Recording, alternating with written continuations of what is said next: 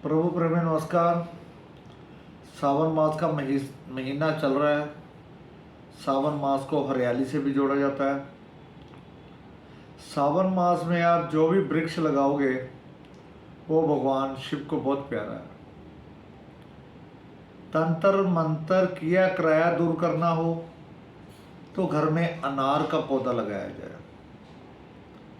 अनार का पौधा गेट के फ्रंट पे लगाया जाए। जिस तरह अनार के दाने आपस में जुड़े रहते हैं उस तरह घर गृहस्थ भी जुड़ा रहता है। अनार एक ऐसी शक्तिशाली फल है जिससे बुरी नज़र नहीं लगती। कोई जादू टोना ऐसी कोई चीज़ की हो उससे वो कंट्रोल हो जाती है। अनार का पौधा सावन मास में लगाना बहुत पवित्र है। उसके बाद आ जाता है नींबू।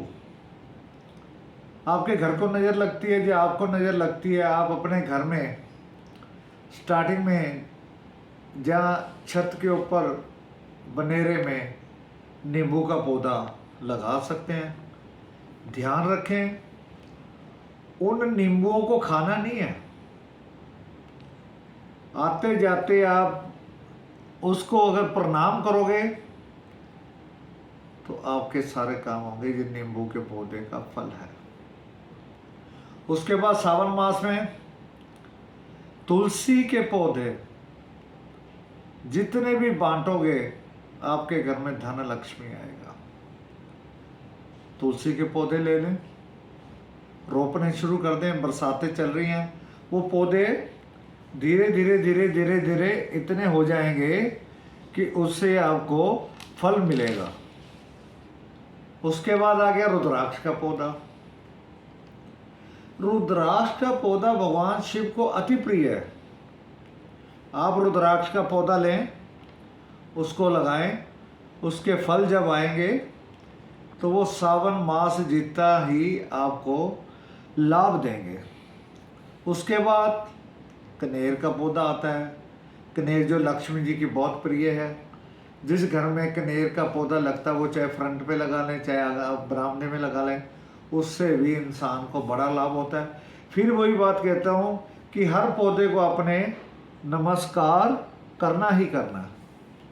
अगर आपके घर में धन की कमी है, विवाह नहीं हो रहे, रिश्ते नहीं हो रहे, तो आप केले का पौधा इन दिनों में लगाओ।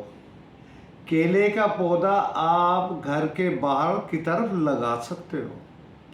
केले का पौधा इतना लाभ देता है, जिस घर में बच्चे का योग नहीं हो वो बनता है, जिस घर में शादी नहीं हो वो होती है, जिस घर में पैसा नहीं रुकता वो होता है, जिस घर में रोजगार नहीं है उन बच्चों को रोजगार भी मिलता है। केले का पौधा इतना लाभ देता है। केले के पौधे को वीरवार पूजन करो। चने की दाल, पीला वस्त्र यानी पीला रोली और गुड़ डाल के नमस्कार प्रणाम करो और केले के पास करके लंबे लंबे सांस लो। ओम बृहस्पति देवताय नमः। हे प्रभु, हमारा नाम ये है, हमारे पिताजी का नाम ये है, हमारा गोत्र, हम इस मोहल्ले में इस शहर में रहते हैं, हमारा ये काम है, पूर्ण कीजिए। जिनके घर के पास केला लगा हुआ है वो बृहस्पति को केले की पूजा भी कर सकते हैं, वही हाथ जोड़ के। तो शमी का पौधा है। शमी भी भगवान को बहुत प्रिय है। उसका पौधा मुख्य द्वार पर लगाएं। अगर वो मुख्य द्वार पर लगाओगे तो आपके घर में जो कमियां परेशानियां हैं वो सारी की सारी ठीक हो जाएगी। और रही बात, इन दिनों में आप पीपल का पौधा भी लगा सकते हो खुली जगह पे, नहर के किनारे, सड़कों के किनारे। उसका भी आपको शिव की तरफ से बहुत सारी आशीर्वाद मिलेगा। बोड़ का वृक्ष है, बोड़ के वृक्ष को लगाया जाए, उसका भी बहुत फल मिलेगा। जामुन का वृक्ष है, उसको लगाया जाए, उसका भी बहुत बड़ा फल मिलेगा। और किसी पार्क में आंवले का पौधा अगर सावन मास में लगाया जाए तो वो भी बहुत लाभ देता है। वही हम उसी तरह भगवान के आगे यही विनम्र प्रार्थना करते हैं कि ये प्रभु कि किसी को भी दुख कष्ट हो, घर में कोई काम ना बनते हो, वो घर के पीछे या घर के आगे आंगन में वो अनार का पौधा लगाए, उसको बड़ा लाभ होगा। तुलसी का पौधा बांटो, बड़ा लाभ होगा। केले का पौधा लगाओ, टेंशनें खत्म होगी, रिश्ता होगा, विवाह होगा, धन जुड़ेगा। शमी का पौधा लगाओ, पैसे की कमी नहीं आएगी। पीपल लगाओ, बोड़ लगाओ, आम लगाओ, आंवला लगाओ। इन पौधों से इतना लाभ है, ये भगवान शिव के अति प्रिय हैं और बेशुमार ऑक्सीजन देते हैं। क्या किया जाए? पीपल लगा दिया, पीपल के लिए घर से पानी लेके जाएं, पौधा ले जाएं, जिस चीज़ से खुदाई करें उस चीज़ को वहीं रखा है। खुरपे से करें या किसी नोकदार चीज़ से करें, उसमें पीपल लगाएं, मिट्टी डालें, घर से कच्ची लस्सी ले जाए वो डालें और ऊपर मिट्टी जमा दें, 2-4 ईंट या कोई चीज़ का सहारा दे दें। उसको 7 दिन तक आप पानी देते रहो, देखते रहो। जैसे ही पीपल बढ़ता जाएगा उसी तरह आपका भाग्य भी उदय होता जाएगा, घर के सारे क्लेश मिटते जाएंगे। इसी तरह बोड़ है, बोड़ का भी इसी तरह है। आम का भी इसी तरह है।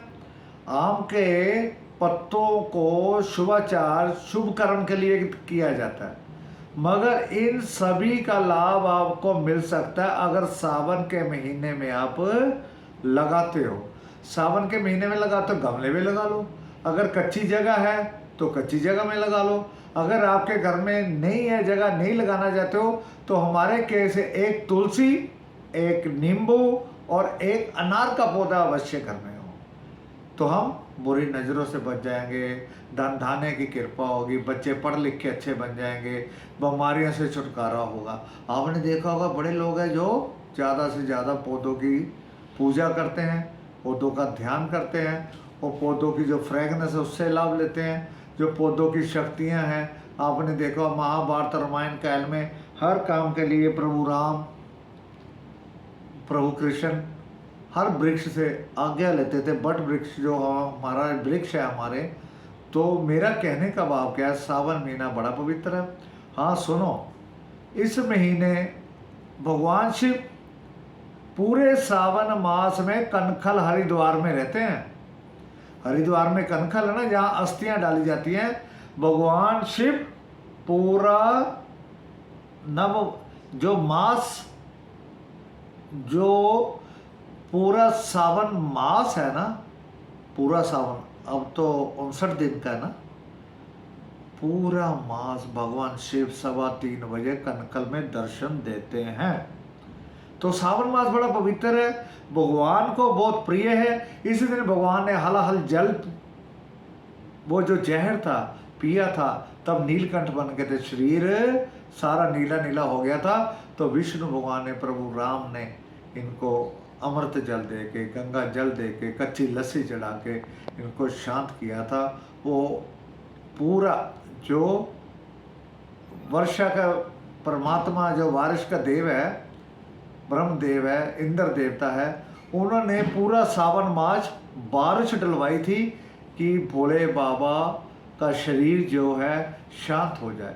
तो जो सावन मास है ये भोले बाबा की शांति के लिए, भोले बाबा के दुखों को दूर करने के लिए, भोले बाबा के अंदर जो अग्नि थी, विष का प्याला पिया था, उसको दूर करने के लिए सावन मास मनाया जाता है। सारे भक्तों की सावन मास में सुनी जाती है। और ध्यान रखना, इस सावन मास में सारे देवता विश्राम पे गए होते हैं। एक भोले बाबा ही है, एक शिव शंकर ही है जो धरती पे आके अपने भक्तों की सुनते हैं और मनोकामना पूर्ण करते हैं। मंदिर में जाएं, जल चढ़ाएं, किस विधि से चढ़ाएं, आप वहाँ जा कर के विधि देखें। नहीं तो ओम नमः शिवाय, किसी के पास कोई साधन नहीं है, मंदिर नहीं है, कुछ नहीं है, सुबह भी 108 बार बोलो ओम नमः शिवाय, रात को भी 108 बार बोलो ओम नमः शिवाय। थोड़ी सी कच्ची लस्सी लेके ऐसे सूर्य को अर्पण कर देना, किसी पौधे को अर्पण कर देना, आपकी प्रार्थना भगवान शिव के पास जाएगी। आप यूट्यूब अति टाइम मिशन पे जा करके ये वीडियो पूरी देखें और आगे सभी को बताएं किस तरह से पूजन किया जाता है। अगर पूजन के साथ साथ आपने और लाभ लेना है तो छोटे छोटे पौधे लगाएं, जो मैंने पीछे बताए कि कौन कौन से लगाएं। तो आपने हमें सुना। आपका कोटि कोटि धन्यवाद। नमस्कार।